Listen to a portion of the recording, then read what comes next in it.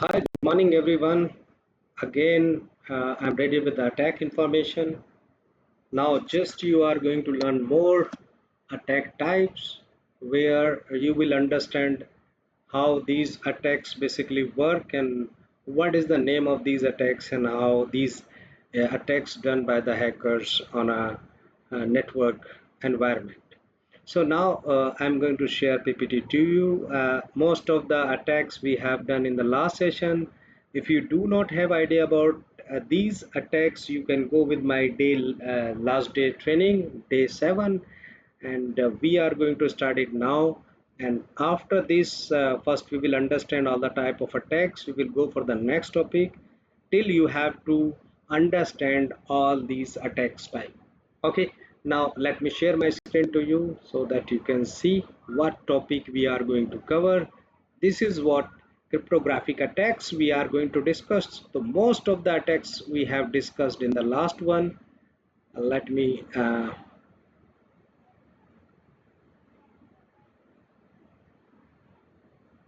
slideshow, and here we are. So first of all, in this we have the cryptographic attacks. In cryptographic attacks, we have a first one is weak implementation. Weak implementation, that means you are entering some information which is basically uh, poorly information you are entering inside of your machine. You can say the weak implementation in cryptographic attack is refers to an attack that exploit the weakness not in the cryptographic algorithm itself, but in how that algorithm is implemented in the software or hardware. It is depending on it. Even the strong cryptographic algorithm like AES, RSA, or SHA 256 or SHA 128 can become vulnerable if implemented poorly. So here you need to understand what is a weak cryptographic implementation. It happens when best practice are not followed. If you do not have the best practice to enter or implement any cryptographic security, then it can be the cryptographic attack can be done. A randomness is predictable. Also, it happens when the keys are reused or hard hard coded. Reused means if you are entering the key today and after some time you are repeating this key again and again and again. This is what keys are reused or hard coded. It also happens when the padding is done insecurely. Padding is done insecurely. It is also happen when the side channels are left open, and it is also happen when insecure protocols are used. Insecure protocols are like if you are using SSL, and nowadays SSL is not the secure protocol. We need to go with that TLS also. Okay, in this if we talk about the example of weak implementation attack, in this we have side channel attack. Side channel attack is what it's exploits the physical characteristic like timing, power uses, or electromagnetic leaks. Example, timing attack on RSA decryption. Poor key management is also which gives the weak implementation attacks welcome. Here poor keys means poor key management means hard hard coding keys in the secure code. Also reusing of the keys, initializing the vectors, okay, and cheaper password like you are entering inside of your secure environment. Insecure random number generators, which is also responsible for the weak implementation. if the random numbers used for keys or nonces are the practicable numbers you are entering, which can be practiced. Attackers can reproduce them easily. They can do this. Improper padding. Improper padding is what this is. Oracle attack. If an application reveals whether the padding wrong information or was the padding was the correct during decryption, the attackers can slowly decrypt ciphertext. Easily they can do. Insecure protocol using outdated protocols like SSL 2.0, SSL 3.0 in place of TLS 1.3. So if you are using the old one, the protocol SSL old version, which is not secure, then it is possible. Use of a weak and deprecated algorithm. Okay, like you are using a MD5 algorithm, which is where which is not secure. So it's old MD5, MD2, SHA1 for hashing. If you are using DES instead of AES, so these are what these are comes under cryptographic attack. If we understand how we can prevent with weak implementation, so always use weighted up to date cryptographic libraries from where you will get the information. Never implement your own cryptography unless you are not an expert. Regularly update and patch crypto libraries and use the proper key generation and storage mechanism. Perform the code audits and secure reviews. Always remember that.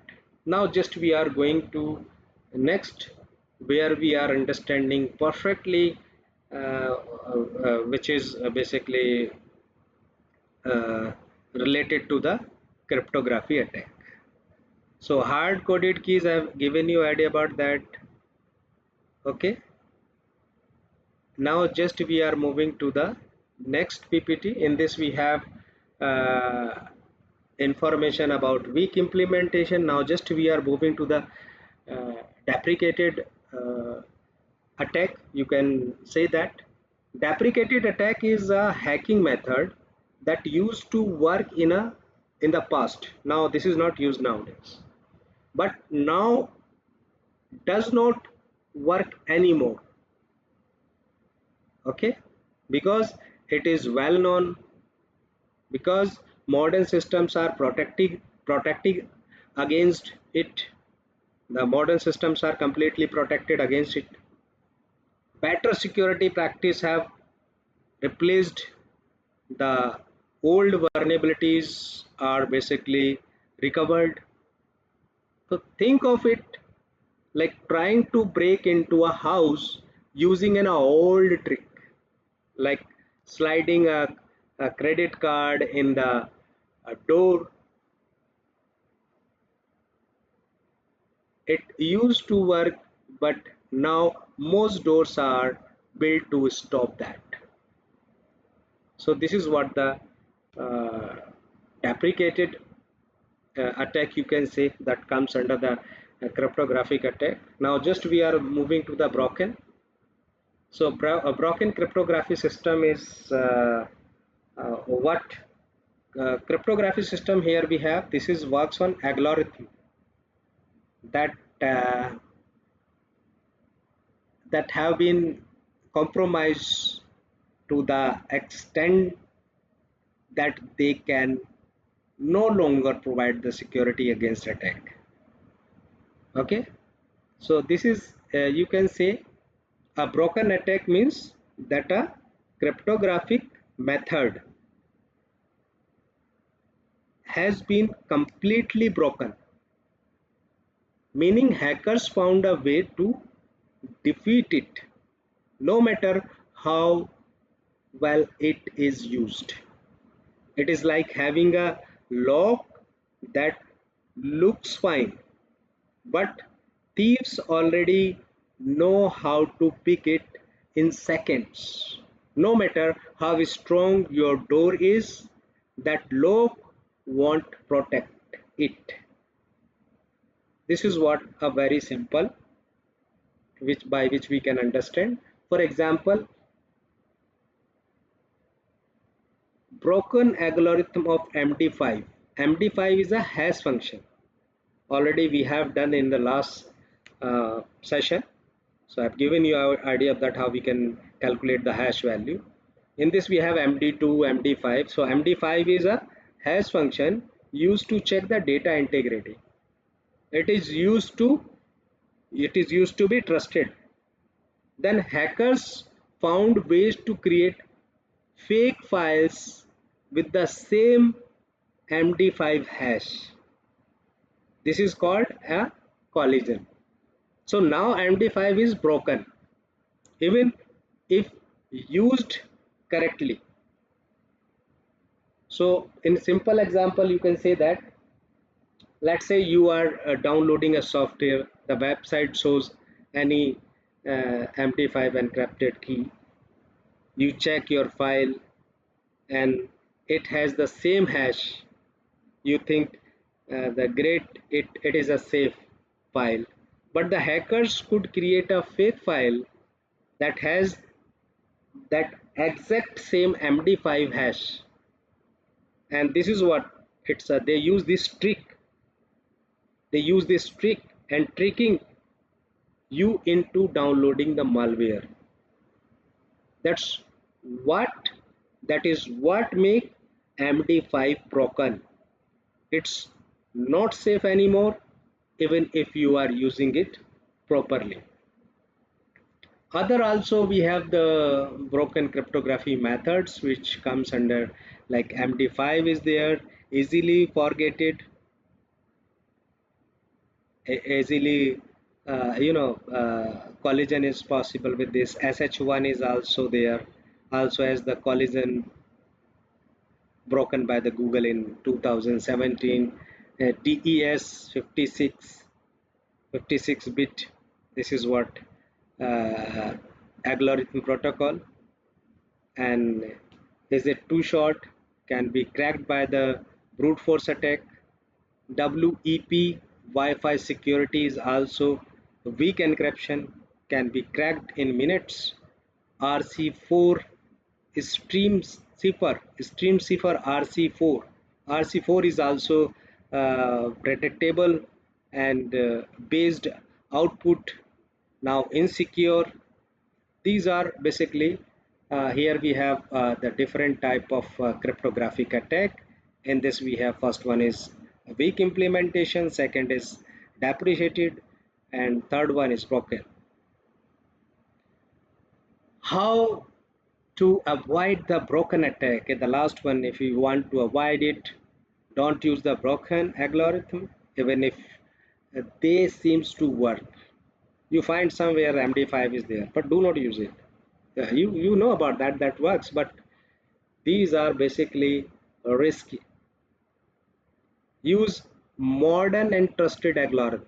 What are the modern and trusted algorithm? AES instead of DES, advanced encryption system. SHE 256 at least, 256 SHA 256 or SHA3 instead of MD5 or SHA1. WPA2 or WPA3 instead of WEP. Do not use WEP. Okay. Keep libraries and system updated to drop support for old cryptography. If we talk about in a simple way about broken attack or broken cryptography attack, it's a cryptographic attack. A broken attack targets the cryptography that no longer protects anything. Even perfect use of a broken method can be defeated. Always use the modern cryptography method, while trusted algorithms that are still considered safe.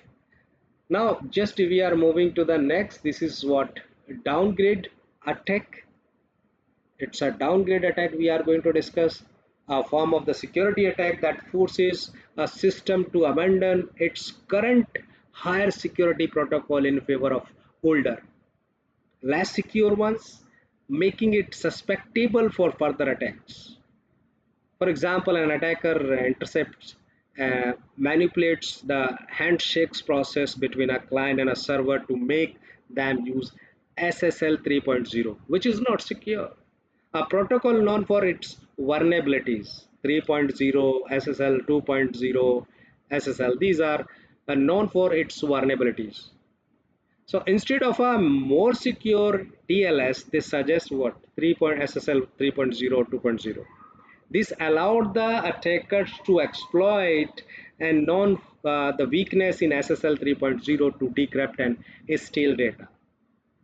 Or you can say the downgrade attack is when a hacker tricks to systems into using an old, weaker version of encryption. Once they is easierly to break. Even if both sides supports strong security, the attacker forces them to downgrade to something weak, then attacks that weak version.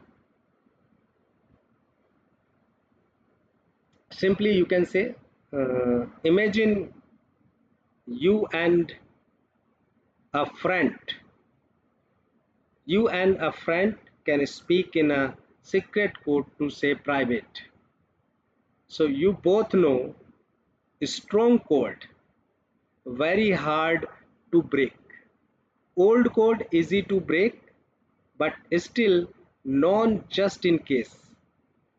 A hacker jumps in and says, oops, your friend can't understand the strong code. Use the old one instead. Now you use the weak code and the hacker easily break your message. Here, if we take the example of these, the hackers will suggest to you you use SSL protocol, which is vulnerable. And if your friend is using TLS, and the hackers they want to, you know, uh, compromise with your communication, and he wants to compromise with your machine, then he will suggest you to use SSL. So the modern websites are TLS 1.2 or TLS 1.3 for secure HTTPS connections. But some servers still support old version like SSL 3.0 or TLS 1.0 just for the compatibility. A hacker sitting in the middle, we are calling this is man in the middle attack, can say, hey, the server doesn't support TLS 3.0.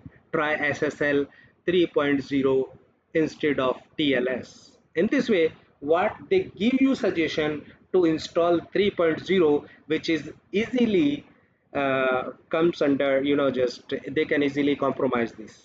And they know about the vulnerabilities of SSL. Now, we are going to discuss about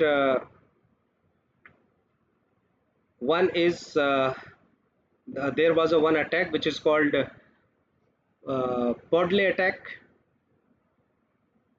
which is targeted to the SSL 3.0, and it was the browser attack. They can use they can take the all information, they can steal all the sensitive information with the help of this attack. They have done this. Now we talk about how we can prevent the downgrade attack. So remember that always disable support for old protocols. like SSL 3.0 or TLS 1.0. Use HSTS. This is what HTTP is strict transport security. Tells browser to always use HTTPS. Keep system and browsers up to date. Don't support weak cipher sites like RC4 or 3DES. Do not support these sites, cipher sites. If we say the in a simple words, the downgrade attack trick systems into using weaker security than they should. Hacker then break the weaker version of to steal the data, to steal the information. The fix is to only allow strong modern encryption and remove old one. This is the only way by which you can do this. Now we are moving to the next, which is the side channel attack. It also comes under cyber attack. Side channel attack. A side channel attack is when a hacker doesn't attack the encryption itself, but instead watches how the system behaves to find clues and secrets like the password or encryption keys. They look at things like how long the computer takes to respond, how much power it uses, sound, heat, or even radio signals. Everything they judge, they check, they look at this, and after that they will move to the channel attack. So what a side channel attack is exploit the physical implementation of a crypto system rather than the weakness in the algorithm themselves by analyzing information leaked during the consumption process, during the computation process, when the compute start computing, such as power consumption, electromagnetic leaks, or execution time. An attacker measure the time it takes for device to encrypt data using different keys and uses these timing variations to infer the secret by being used. So timing attack is comes under this. What is a type of side channel attack, you can say, that involves analyzing the time it takes to execute cryptographic algorithm to gain insight into the data and potentially discover the private keys or other sensitive data. And attackers measure the amount of time required for a server to respond to password authentication attempt to the client machine using the various variation in the response times to just to check how much time it is taking to collect the to give the authentication. You can say imagine someone entering their phone pin. You most of the time the people you use your mobile phone, and nowadays we are using biometric, and sometimes we have to enter the pin to enter inside the mobile phone. You want to log in into your mobile phone, you use the pin number 12334 5, like something you use. So imagine someone is entering their phone pin and you can't see the screen, but you hear how fast they type. Okay, tick tick tick, you can notice this, how much he's fasting, how much he's entering, what is the speed of that person to entering the pin number. Notice pause after certain digits, how much time it is taking. After one, then he will enter two, he will enter three, like that.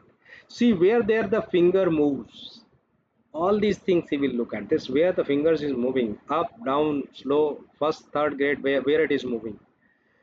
From this information, you guess the pin without ever seeing it. That's a side channel attack. Okay, it's a side channel attack. You are not looking at the same screen, but you are absorbing everything. In this, if we talk about the different categories are there type of side channel attack. First one is timing attack, second is power analysis, third one is electromagnetic attack, fourth one is the visual attack.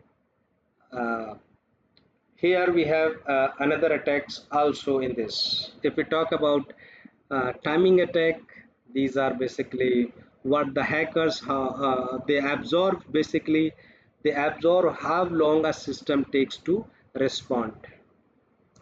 Power analysis, the power uses of a chip or a smart card. Basically hackers they absorb.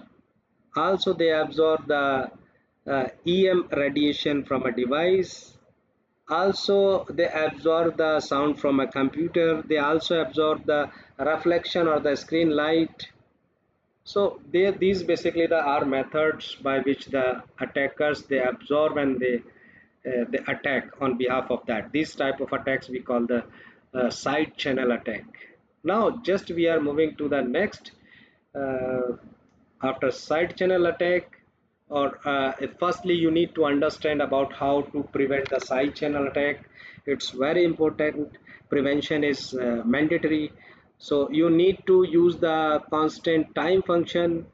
Take same time no matters what. Okay, randomize or add noise to power or timing.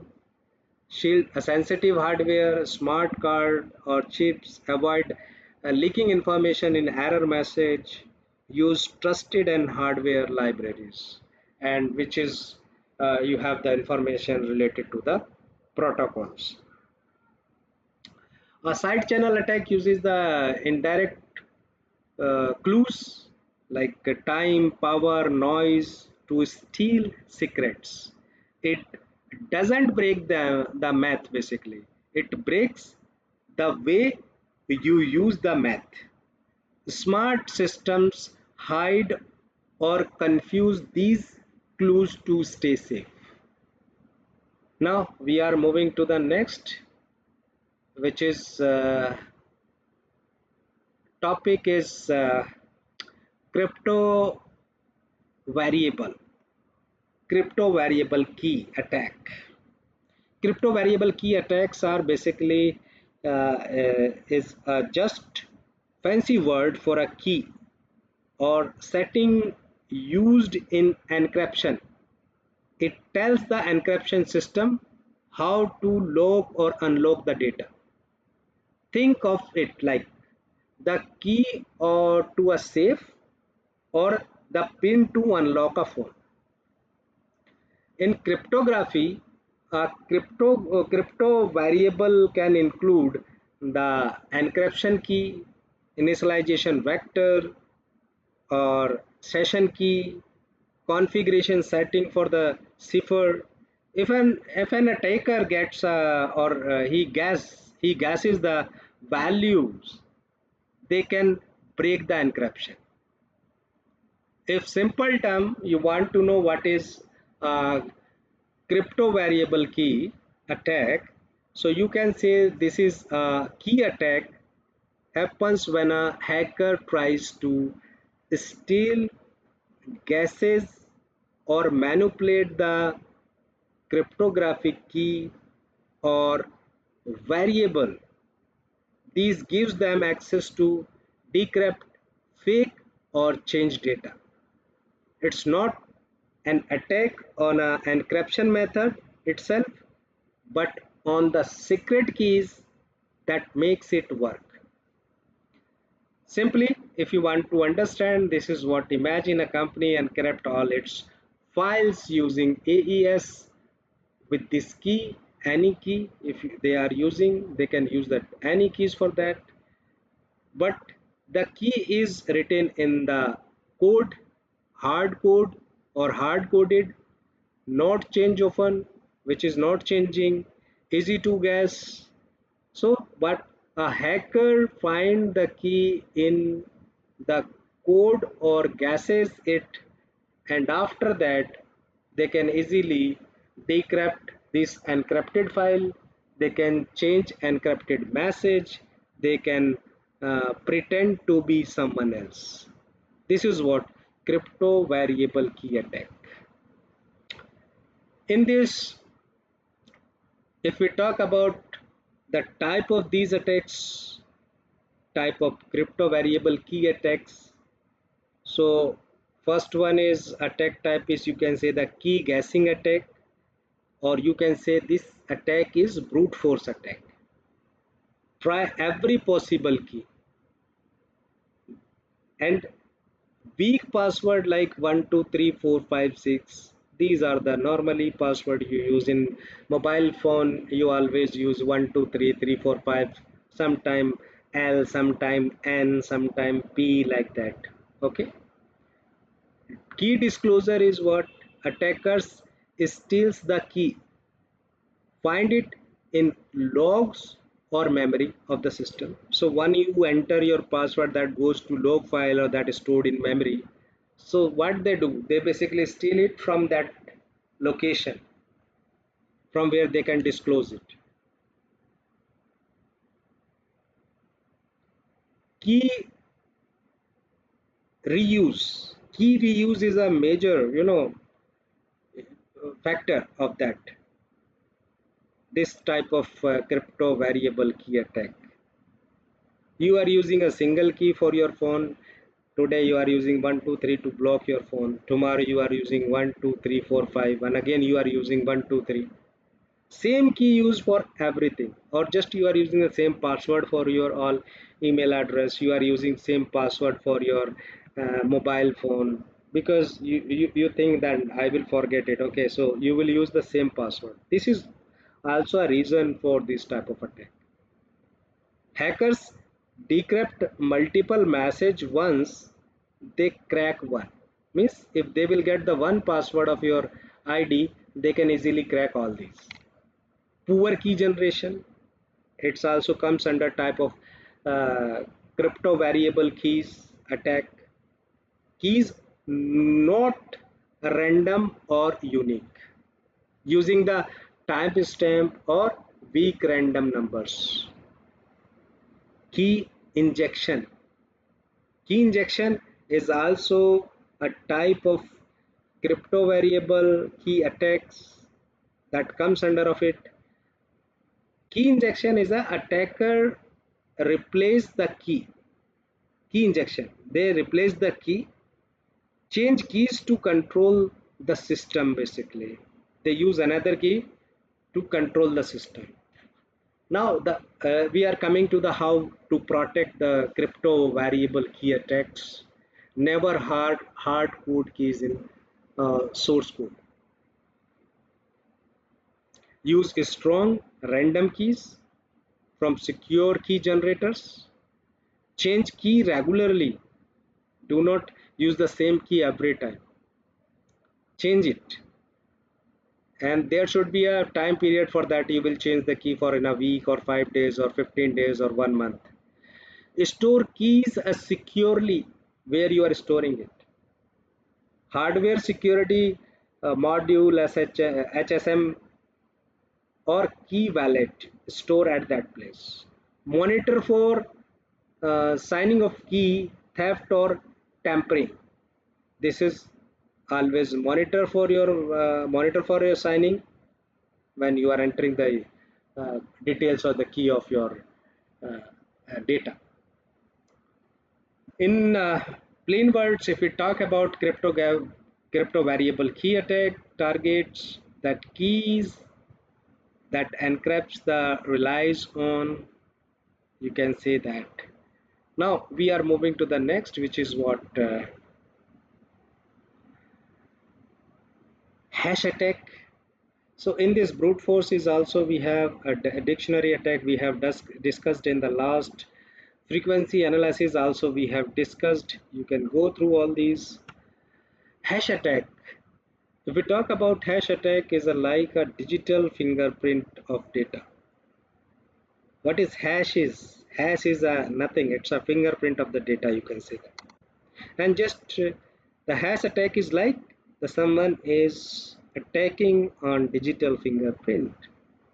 It turns any input like a password or a file into a short fixed string of letters and numbers.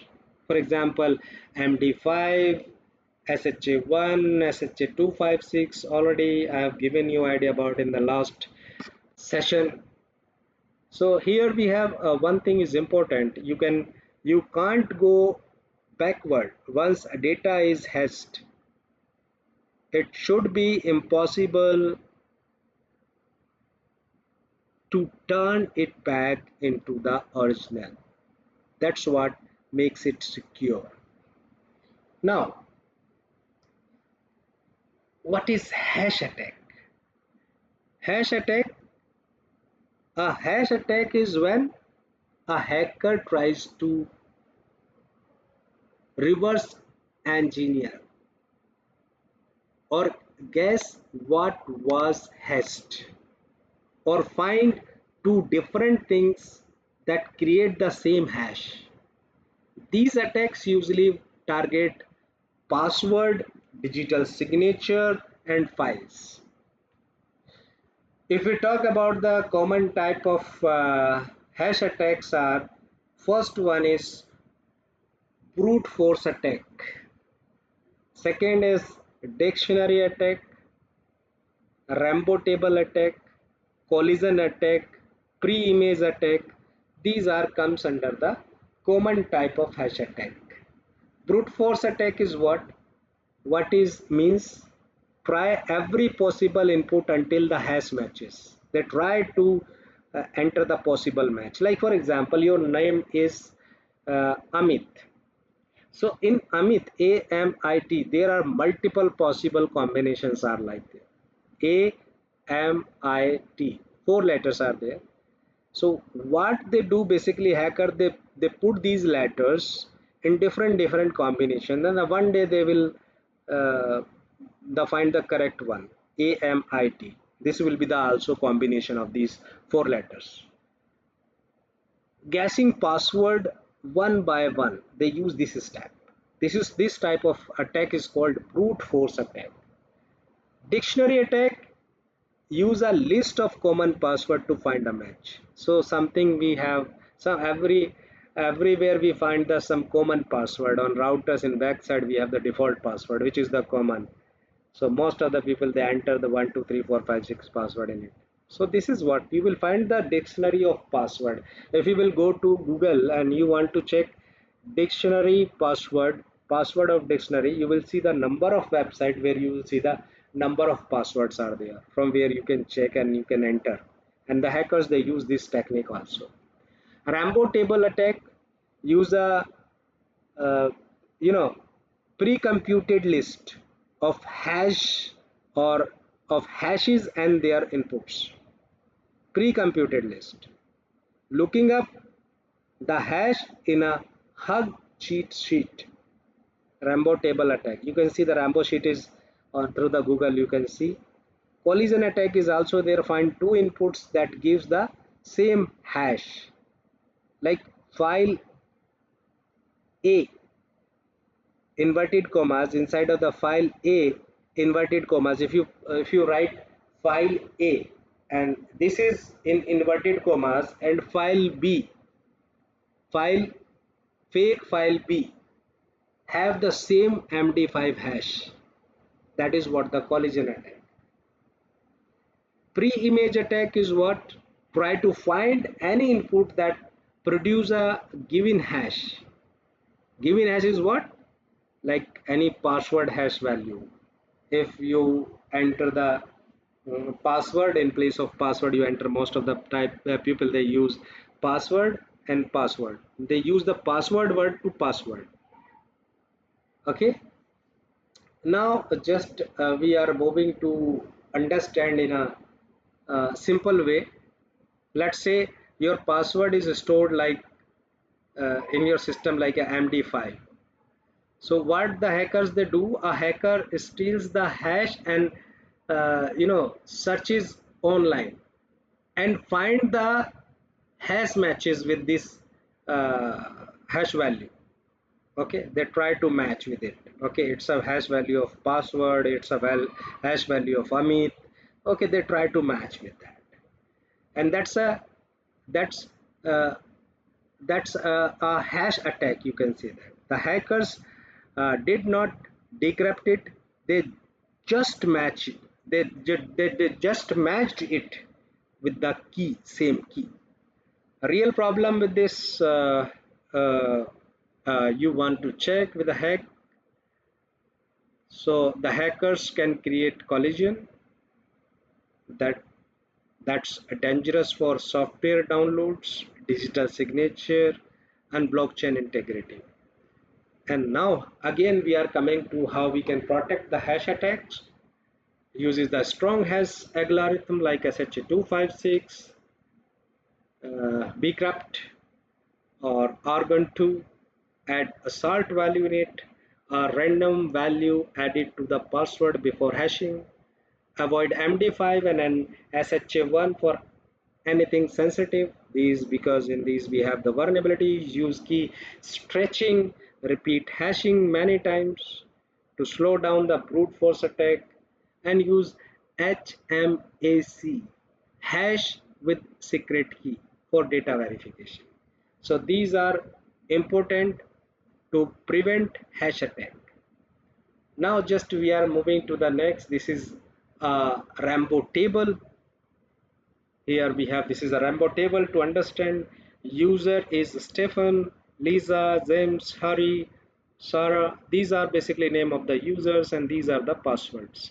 So username is the same here. You can see the password is basically what the hash value of the name.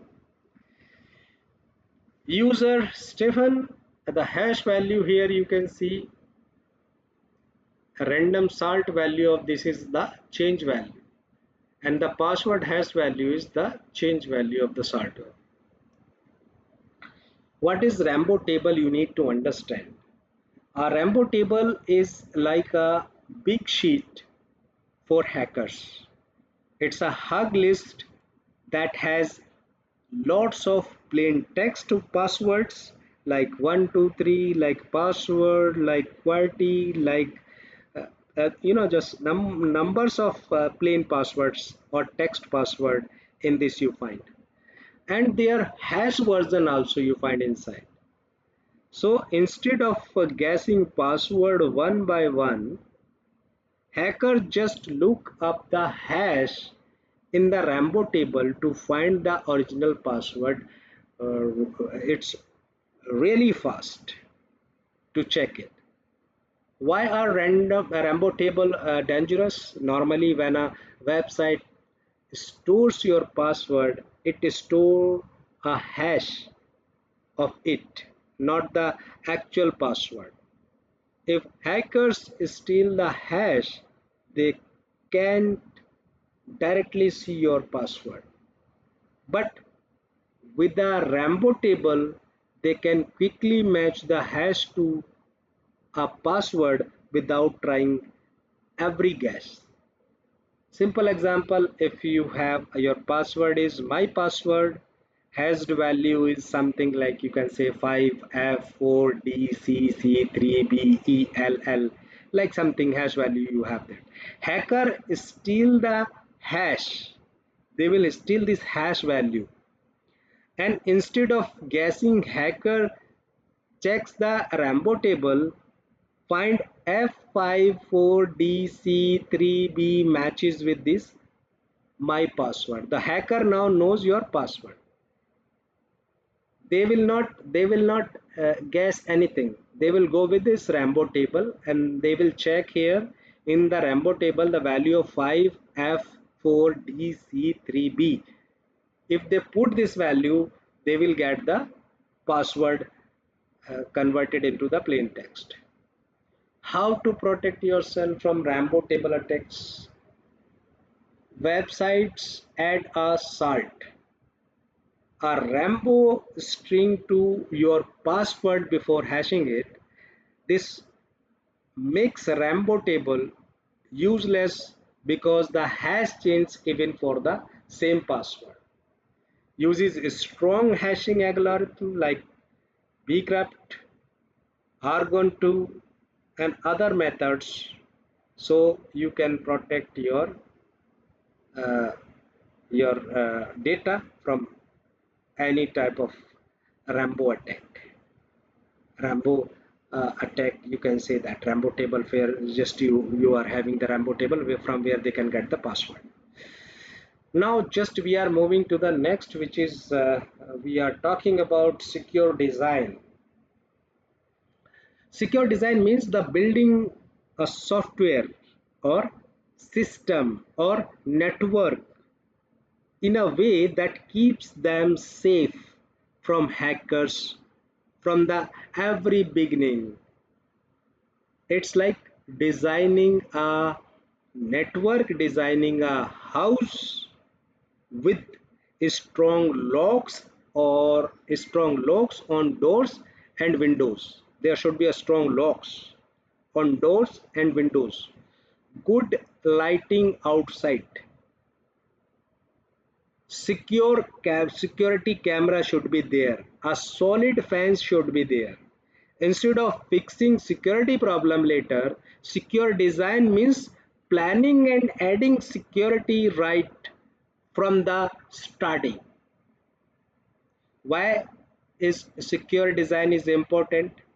If your design is secure, that means it prevents many security problems before they happen, makes it harder and more expensive for attackers to break in, help protect users' data and privacy, save time and money fixing bugs or breaches later. So the key principle to secure design is what? The latest privilege.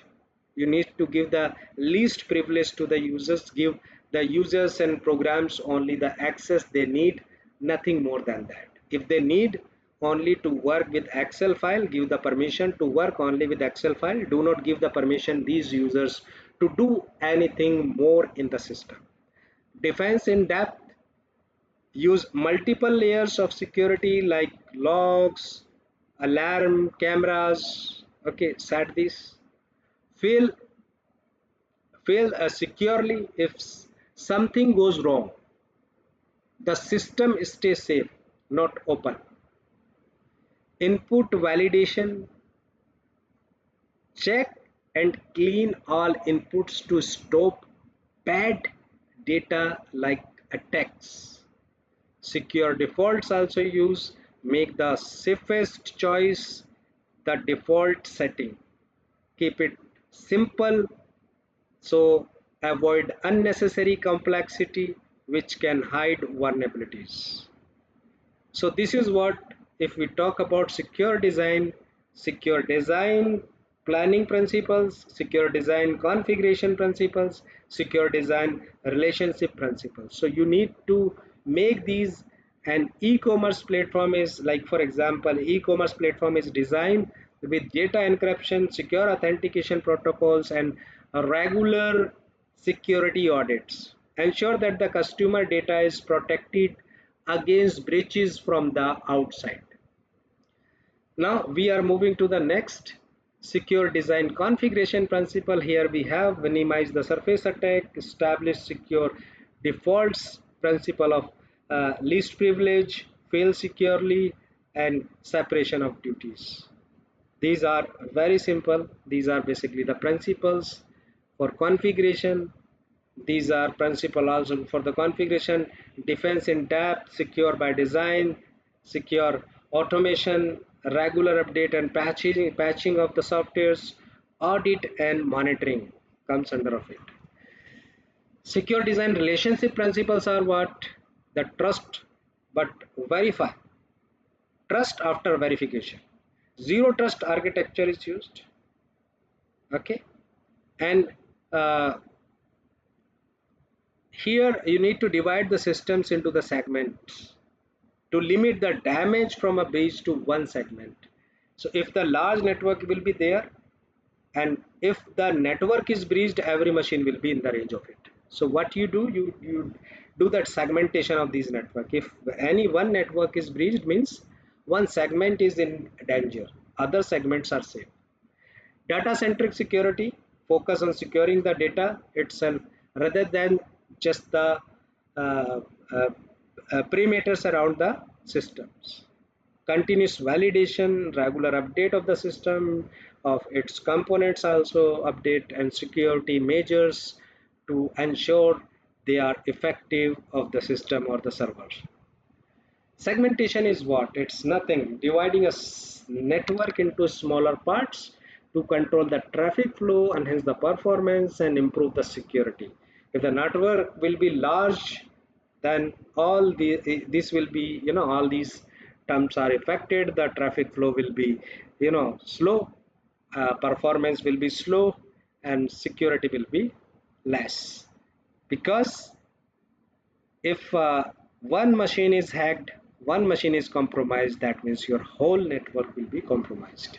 A company network is divided into the separate segment for the HR department, the IT department, and the guest Wi-Fi access, ensuring the sensitive data is isolated and reducing the risk of cross departmental cyber threats. Now just we are moving to the next. Here we will discuss about uh, what are the security zone. Security zone. If we talk about the security zone, these are like different areas or sections in a computer network or a system, and each with its own level of security and rules. Think of it like a building with public area like a lobby, staff area, staff only area. You can say that high security wallets are there. Each area, or you can say that each zone has the different rules about who can enter and what they can do. It's okay. Now just we are moving to the next. Here we will understand the security zone in a network. So firstly, security zone name is public zone, where anyone can enter inside of that. Open to everyone. Who is allowed? Visitors, internet users, they are allowed. Open to work, like I am working in a public zone. I am using internet. Okay, you are also in a public zone if you are using internet. Next is what? DMZ zone, demilitarized zone. This is what? Semi-secure area for public facing servers like website. Limited access from internet and internal network. Next is what? Internal zone. Internal zone is secure area for a company systems. Internal zone. Employees. This is the zone where you find the employees trusted devices. And the next one, which is the restricted zone. A restricted zone is very sensitive data or the system you find inside, and only secret admin or only the selected users or selected admins, they can use this type of zone. They can enter inside of it. Here we will discuss about more. Firstly, we talk about what is an untrusted zone area. Untrusted zone is an area or network that you do not trust because it could be dangerous or unsecure. Unknown users or the devices come from. Hackers or attackers might be working in this environment. You do not have control over what inside. So think of it like a outside world or the public street outside your home. Anyone can be there, so you have to be careful about that. Now we are moving to the next, which is untrusted if we talk about this is how we can what is the important of this, why is the untrusted zone is important. It's a source of most attacks because it includes the internet or unknown networks. You treat anything coming from here potentially harmful.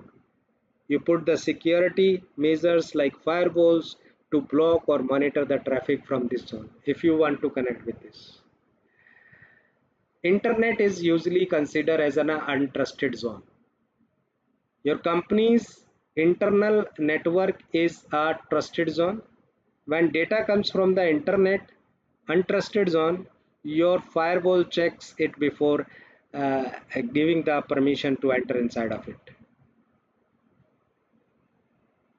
Next is what? Screened zone. Screened zone subnet, or you can say that this is what? Screen subnet DMZ is a special network area called demilitarized zone or DMZ that acts like a buffer zone between the public internet and your private internal network. It is designed to add extra protection by using two firewalls. One firewall between the internet and the DMZ zone, another firewall between the DMZ and the internal network. So one is between internet and DMZ, other one is between DMZ and internal network. This way, even if an attacker breaks into the DMZ zone, they still have to get past the second firewall to reach your private network. If they are not able to pass it, then they cannot compromise with your network. Next is what? Here we have trusted zone. So trusted zone, you know, that is totally private network. A trusted zone is a part of a network or a system where the users devices or the traffic are considered safe and reliable. It's the secure area where where the only authorized people or the system are allowed to access and communicate freely. Think of it like the inside of your home where your trust family and close friends are connected with your network. This type of network we call the trusted network. Okay, and if we talk about the next one, this is enclave. Enclave is a type of a special zone which is isolated part, where we have the isolated part of the network that is separated from the rest for extra security. It is like having a private room inside a big building where only the certain people can enter inside of it, and extra rules are applied on it. This is what enclave zone. Now just we are moving to the next. Inside we have also some zones are there, which is one is the air gapped zone, a network physical isolated from the unsecured network including the internet. Physical isolated zone similar to the air gapped, it emphasizes that the physical disconnection and security measures to prevent the physical access. Wireless, it's basically pertains to zone specifically designed for wireless communication and is often less secure than wired connections. And VPN is secure zone is created by the encrypting traffic between remote devices and the network to ensure the privacy and data integrity. Here, these are basically uh, security zones also there. Come on. Now, the micro segmentation, need to understand what is micro segmentation. So, also we need to understand the physical isolation zone. Physical isolation zone is uh,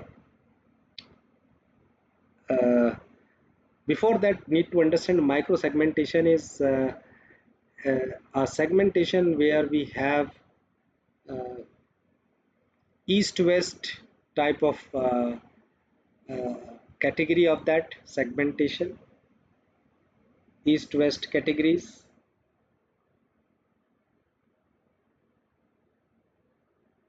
Here, if we talk about east-west, the security measures are applied to control the traffic moving literally within the network.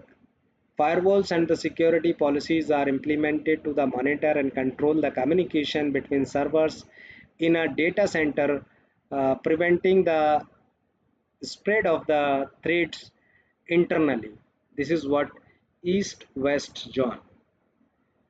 So you can say in a simple word, if we want to say about that, microsegmentation is a way to divide a network into very small parts or zones, often down to individual devices or workload. Each small zone has its own security rules and control who can talk to whom. Why use the microsegmentation? Why we use the microsegmentation? So limit the spread of attack inside the network to control access tightly between different parts of the network, to improve the security by isolating sensitive uh, system even within the same overall network. In this we have also these are the categories, like east west is micro segmentation, north south control and monitors the traffic that enters and leaves the network, protects surface is the straight strategy of securing all exposed and accessible point of a network or a system that are vulnerable to attack. And zero trust, you know that very well, we have discussed in the last one. Now just we are moving for the next. This is what the isolation is nothing.